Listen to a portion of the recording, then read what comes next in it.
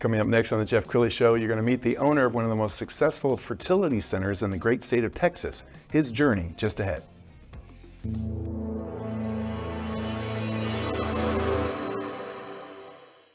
Many are predicting that the worst is yet to come, which is unfortunate, said one person here. Until now, they've enjoyed the reputation of being the nation's icebox. Watched a burglar in his home this morning by webcam. As a journalist of over 25 years, stories are what make my world turn. Reporting live from the Dallas newsroom tonight, Jeff Crilley, Fox 4 News. But in 2008, I took the jump from my familiar life and started a PR firm from my home. We're talking about anyone with a camcorder like the one I'm using becomes a television network. We started slowly growing the company, and we now have over 100 clients, and we've branched into the world of live digital broadcasting. I now own 8 different TV studios and have a huge team, and the stories that I now get to share are sometimes the most important of my life. Life has a funny way of coming around full circle. This is the Jeff Crilley Show. Well, I have so much respect for the hardworking men and women in the medical field. They have tireless jobs. Sometimes they're working around the clock. But I can't think of a more rewarding part of the medical field than fertility. Think about the gift that you're giving individuals and couples who are trying to conceive. To talk about that today, Dr. Julian Escobar. He is the owner of Conceive Fertility Center. Thanks for coming on the show. Thank you so much, Jeff.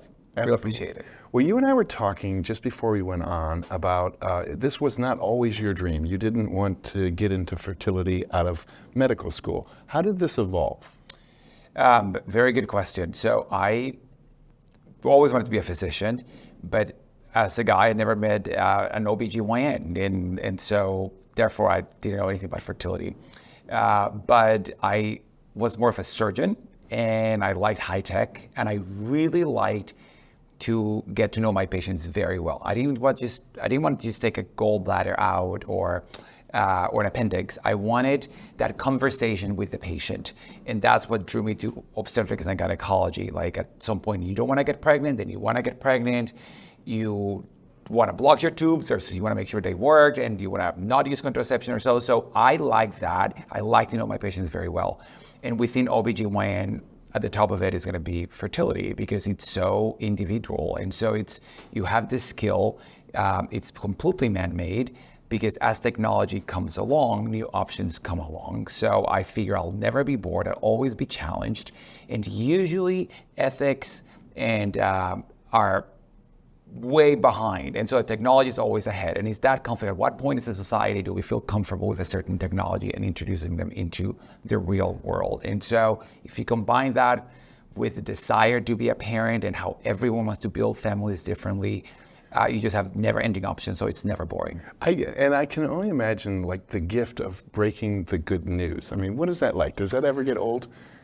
No, it doesn't. It doesn't get old at all, you know. And you would think so, because it's at the end of the day, it's your job, like any other job.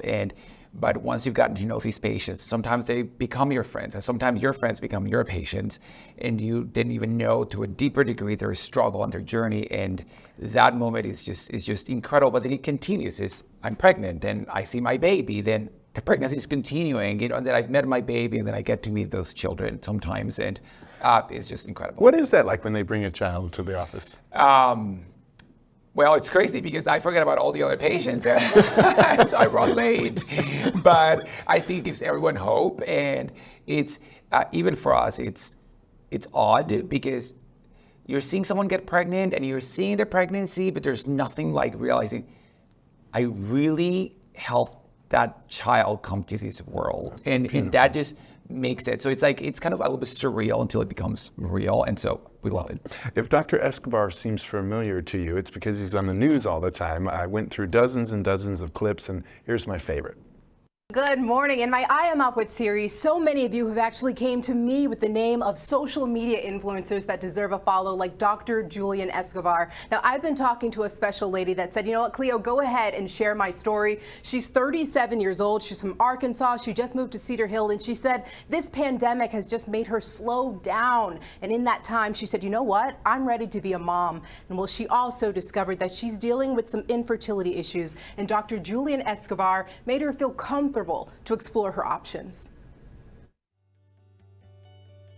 You can always find Dr. Julian Escobar at the Conceive Fertility Center in Irving.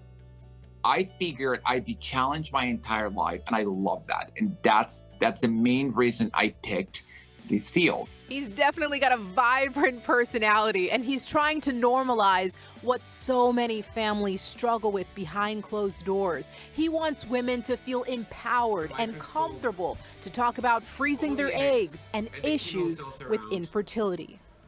So the way I really see it is I feel that I want to empower women by educating them. I'm not telling people you have to do this or that, but if you don't know that something is available to you, how do you know?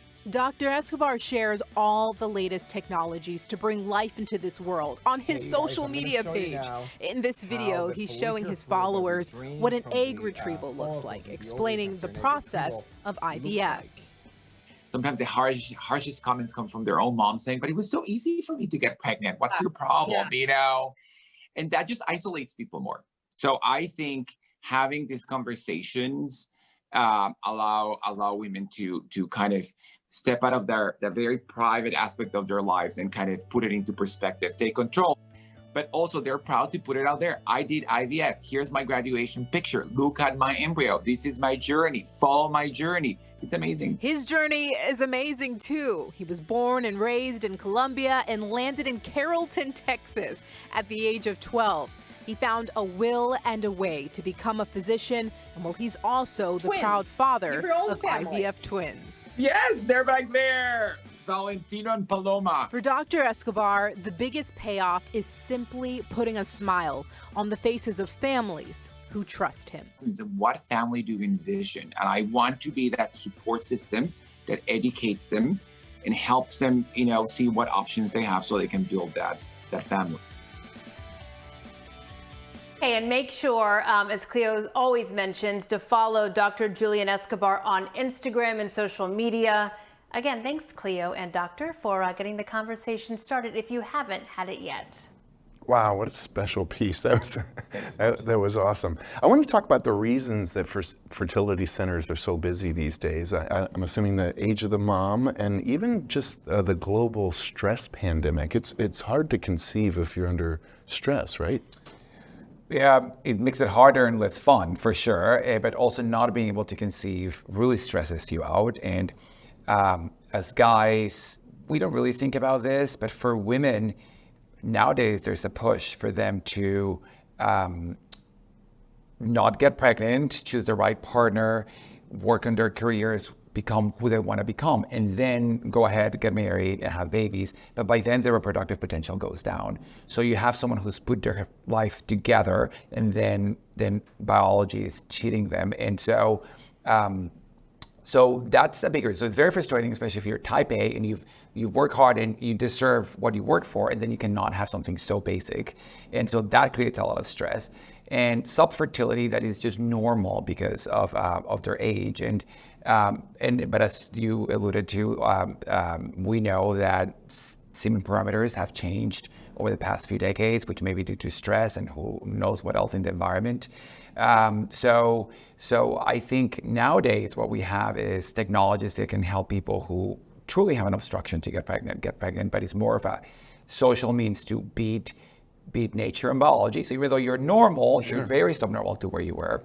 Plus, you may want to build your family at your own pace, which maybe freeze your eggs because you're not going to be ready to conceive until your decline after 35.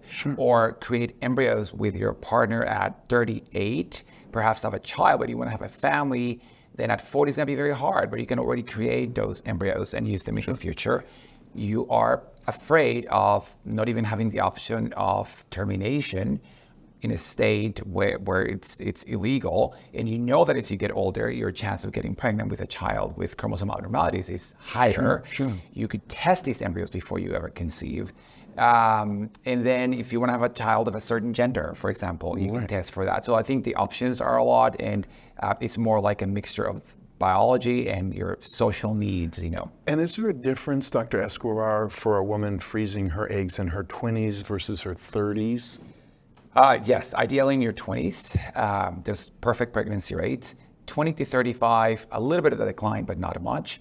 And then after 35, it's a steep decline. So to put it into context, chance of conceiving naturally between 20 and 30 years old is about 25% per month. At age 35 is half, 12%, and at age 40 it's about 5%, so a fourth or a fifth. So the sooner the better. But if you're just do it at 37, that's better than never, you know? Yes, and if you see a joy in Dr. Julian Escobar's eyes, it's because he has a vibrant work family. He loves his patients, he loves his team. We've got some pictures and videos that we took off of your social media, and it just looks like you surround yourself with happy people. We do, you know, and it's young, happy people. So you need to, like we were talking about, like decrease the stress of the patients and bring some joy. And I never wanted to have a stuffy, cold, paternalistic practice, and that's what we tried to do. And it looks like you have team building events, and you guys are always just kind of hanging out. Real friendships have developed. Yes, absolutely. We're a huge team. We started 6 years ago, almost with 3 people, and I have like 40. Wow. So it gets harder to bring people together, but today they're all having their Thanksgiving lunch while you and I are chatting, so yes. Well, I'm sorry to take you away from your Thanksgiving lunch. Now, you also got a high honor, so tell us about, is it D Magazine? D Magazine. D Magazine, and you were voted best of D Magazine?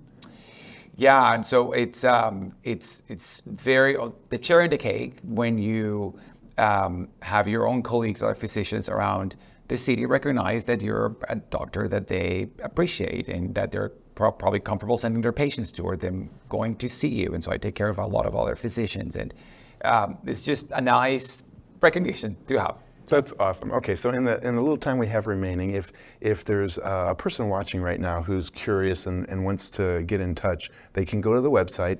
Do you guys schedule a meeting, or how does that work? Yeah, so normally they'll schedule an appointment, and it's the first appointment. It's just gathering of information, and we want to know about the sperm, the eggs, the tubes, the uterus.